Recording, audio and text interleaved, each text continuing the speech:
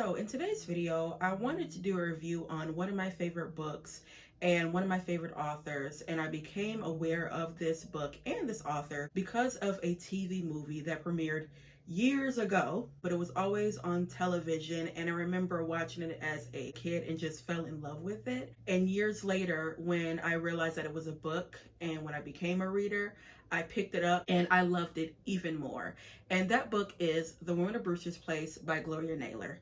This book is incredible. It is incredible, and we are going to dive into it. So before we get started, don't forget to like, comment, and subscribe. Okay, let's get into The Women of Brewster Place by Gloria Naylor.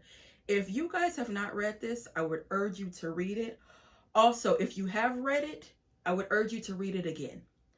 The first time I read this book, I was 19 years old, and my mouth was just agape because, like I told you guys, I had been aware of the TV movie that Oprah Winfrey starred and produced. The movie is amazing.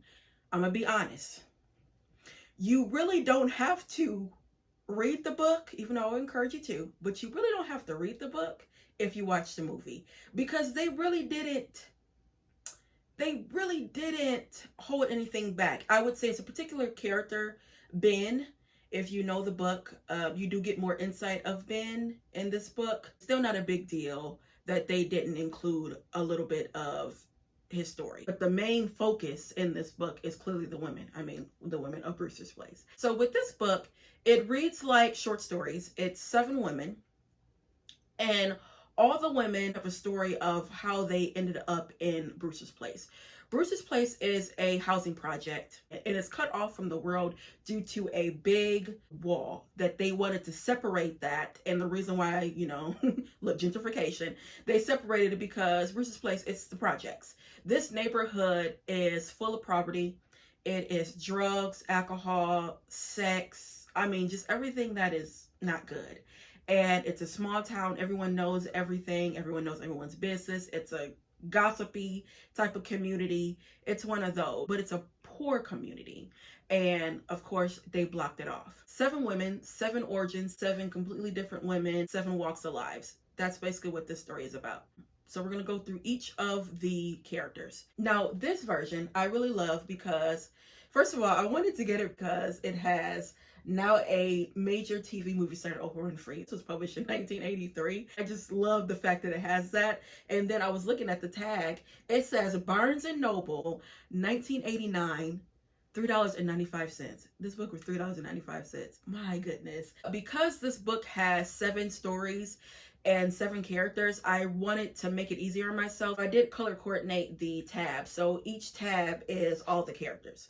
And I also love this version. I don't know if like the new editions have this, but it says Meet the Women of Brewster's Place, and it gives a synopsis of the women. So first you have Maddie Michael. It says Maddie Michael, she lived for her son only to lose him in her house through the boy's cowardness.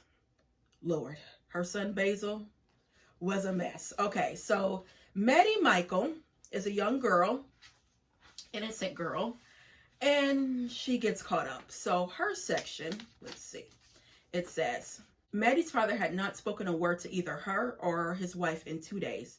The torturing silence in the house was far worse than the storm that Maddie had prepared herself to take when her mother had told him about her pregnancy.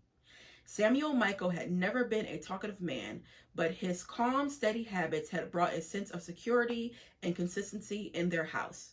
Maddie had been the only child of his autumn years, and so far as long as she could remember, he had been an old man with set and exact ways.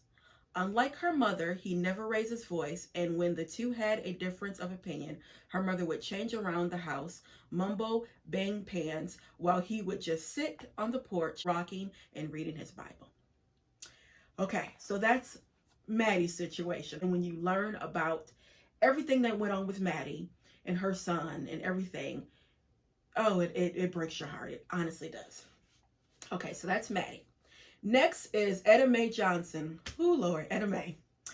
Edam May Johnson's Maddie's longtime friend. She lives off her beauty and her man all her life. Now faces an uncertainty old age. Edam May is fast. That's just what she is. She is every woman, okay? And just like the synopsis said, she lives off her beauty and off those men.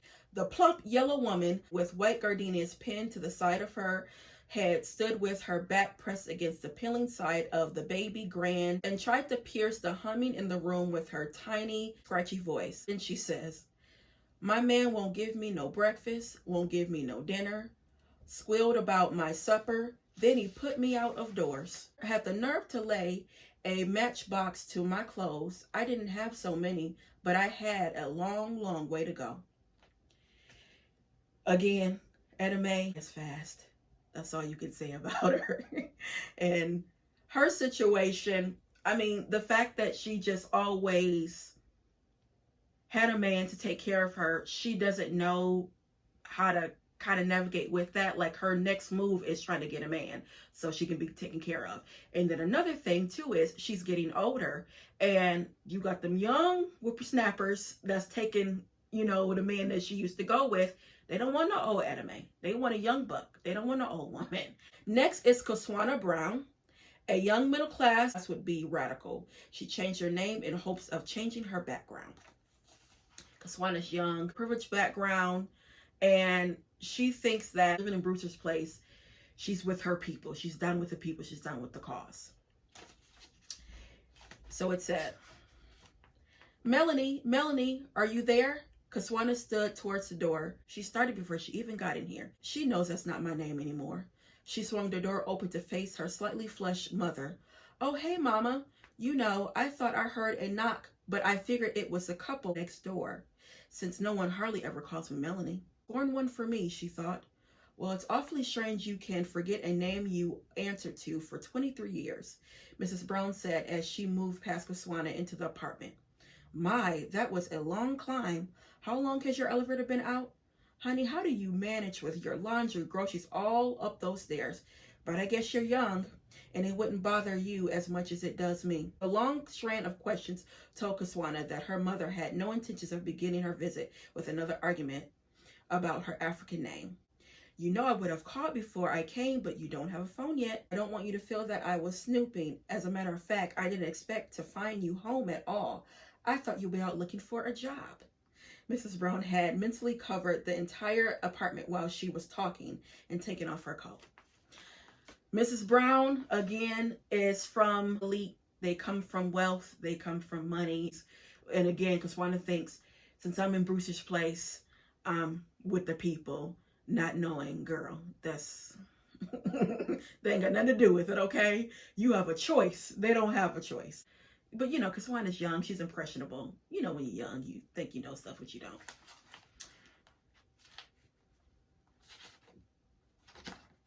Okay. Next is Lucille Lewis Turner. Oh, poor thing.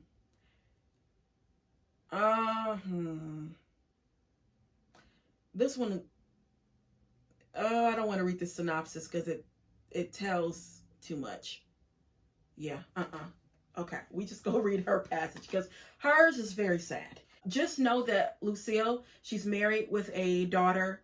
She got a trifling husband, Eugene. He go away trying to seek employment, and then he come back, and then he go away. He wanted a man. So it says, so he's back. Maddie sat at Lucille's kitchen table playing with Serena. It was rare that Maddie even spoke more than 2 sentences to anybody about anything. "You think I'm a fool, don't you?" "I ain't say that." "You don't have to," Sil snapped. "Why are you mad at me, Sil? It's your life, honey." "Oh, Maddie, you don't understand. He's really straightening up this time. He's got a new job on the docks that pays real good. And he was just so depressed before the new baby and no work. You see, he even gone out now to buy paint and stuff to fix up the apartment. And Serena needs a daddy." "You ain't got to convince me, Sil." No, she wasn't talking to Maddie. She was talking to herself.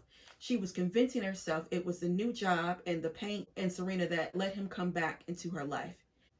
Now with Sil, Maddie knew Sil ever since she was a little girl because Maddie knew her grandmother and eventually lived with her grandmother. She's been knowing Sil ever since she was yay high. And again, you know, Sil's a young woman, has a daughter. Her husband he's just trifling. Eugene is a mess. That's all you can say about Eugene. He is a mess. And when you find out what he does and what happens with their family, it will break your heart, just like Maddie Michael's story. But I would say even more with Seal. Next is Coraly. Says Coraly loved babies so much she had 7, only to lose interest in them as they grew up. Oh Lord. Okay. Coraly. Coraly was an easy child to please. She asked for only this one thing each year and thought they supplied her over the years with blocks, bicycles, books, games that felt necessary for a growing child. She spent all of her time with her dolls, and they had to be baby dolls. That was when her father began to worry. Nonsense, her mother had replied. Wasn't he always saying that she was different from the other children? Coraly has 7 children by 7 different men, but she loves babies. When they are babies, she dotes on them, takes care of them. They are the cleanest babies in the world. But when they grow up, she can't stand them at all. And you see that, okay? And just like her childhood, she grew up loving babies. And so when she got older, she realized, oh, I can have a baby, just like a baby doll. But she didn't realize, they're not going to stay like a baby doll. They going to grow up. And that's what they do. Oh, Coraly will frustrate you because of her situation. And it's like, she got that is one of Coraly's children in Brewster's Place, because they dirty, they bad, they don't listen to her. She just, again, takes care of the babies. So every time when the kids running around, they say, oh, it's one of Coraly's, these little hooligans. That's just, she one of them mamas. And then lastly, you have Lorraine and Teresa. I don't want to say that's enough either, because it'll tell you a little bit too much. But in their last section, it says the 2. The Women of Brewster had accepted the light, skinny one. There wasn't much threat in her walk, and slightly protruding teeth she seemed so eagerly to show everyone in her bell looked good mornings and evenings.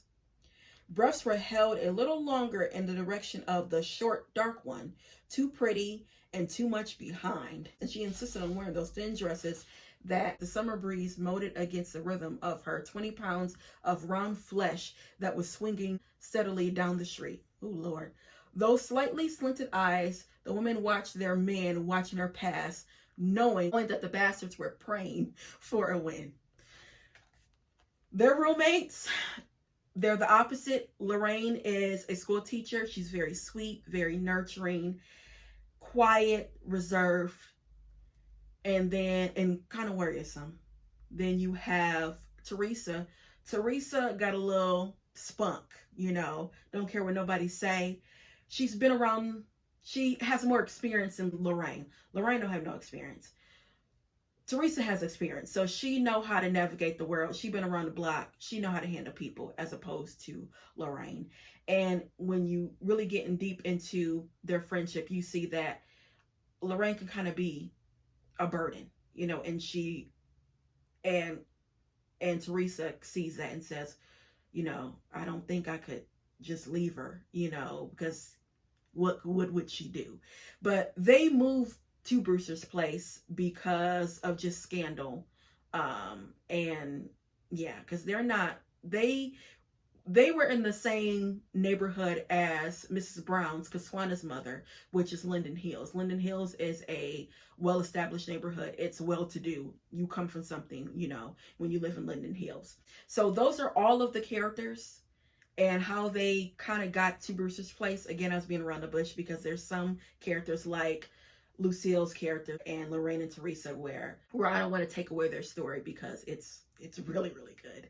Now, this book, the themes of this book, it's loss, it's love, it's prejudice, it's poverty, and it's Black women, the center of Black women. You also see a little bit of camaraderie, because although, everyone has their issues, at the end of the day, they kind of they do come together, because again, they know that this is a poor Black neighborhood. They know that, the government and society, they look at Brewster's Place as nothing. And, you know, some of the characters like Maddie Michael, she had a conversation with Kwana, and, you know, they're not going to change anything. This is a poor black neighborhood. What can we do? And Kwana said, well, at least let them know that you know, maybe do a petition or something like that. And she said, you know, you're young, you don't know. You know, when you get older, you'll realize it. And Kawana's like, no, that's the difference between me and you. I'm going to fight back to try to see if something can be done, as opposed to Maddie, like, these white people ain't going to do nothing anyway. I'm just wasting my time and my breath. And one thing I would say I love about this book is the dialogue. Y'all know how much I love dialogue in a book. And this is just fantastic because you get each person's perspective. You also get outside characters too that are not main characters. Like there's a nosy neighbor named Miss Sophie. And Miss Sophie, oh girl, Miss Sophie, when I tell you she was so wrong for that tenants meeting. If y'all have read this book or watched the movie, y'all know what I'm talking about. Okay. And just like it was in the movie, it was exactly like in the book. Which in my opinion, them people, they should have stopped her. It's just some stuff you just don't say and do. And also Ben, he's one of the characters. Cece, he's one of the men where he's, you know, drugs, Cece in the gang, he one of them. He's like a gang member basically.